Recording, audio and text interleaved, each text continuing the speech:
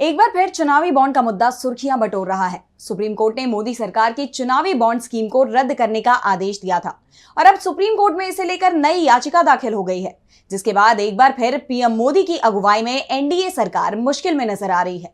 तो क्यों एक बार फिर सुप्रीम कोर्ट पहुंचा चुनावी बॉन्ड का मामला? देखिए ये रिपोर्ट। लोकसभा चुनाव से पहले ईवीएम से लेकर इलेक्टोरल बॉन्ड तक के मुद्दों पर बीजेपी समेत एसबीआई बुरी तरह से घिरती हुई नजर आई। तो वहीं अब एक बार फिर बीजेपी की मुश्किलें बढ़ती हुई नजर आ रही हैं। एक बार फिर सुप्रीम कोर्ट में इलेक्टोरल बॉन्ड के खिलाफ याचिका दाखिल की गई है। याचिका में चुनावी बॉन्ड के तहत प्राप्त धनराशि को जब्त करने की मांग की गई है।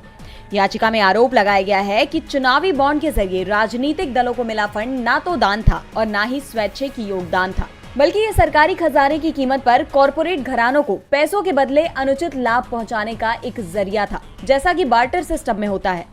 याचिका में दावा किया गया कि चुनावी बॉन्ड की खरीद और नकदीकरण के विवरण से साफ पता चलता है कि कंपनियों की तरफ से राजनीतिक दलों को चुनावी बॉन्ड के जरिए भुगतान किया गया पैसा या तो आपराधिक मुकदमे से बचने के लिए था या अनुबंध या अन्य नीतिगत मामलों के माध्यम से आर्थिक लाभ प्राप्त करने के लिए था।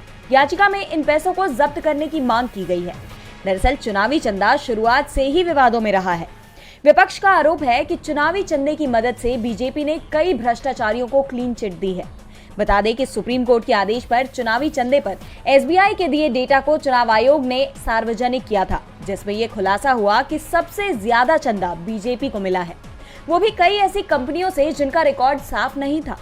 विपक्ष का कहना है कि ईडी सीबीआई की कार्रवाई से बचने के लिए कई कंपनियों ने बीजेपी को चंदा दिया है। फरवरी में मामले में सुनवाई करते हुए कोर्ट ने चुनावी चंदे को असंवैधानिक करार देते हुए रद्द कर दिया था और अब अगर कोर्ट इन पैसों को जब्त करने के आदेश देता है तो इससे सबसे बड़ा झटका बीजेपी को लग सकता है।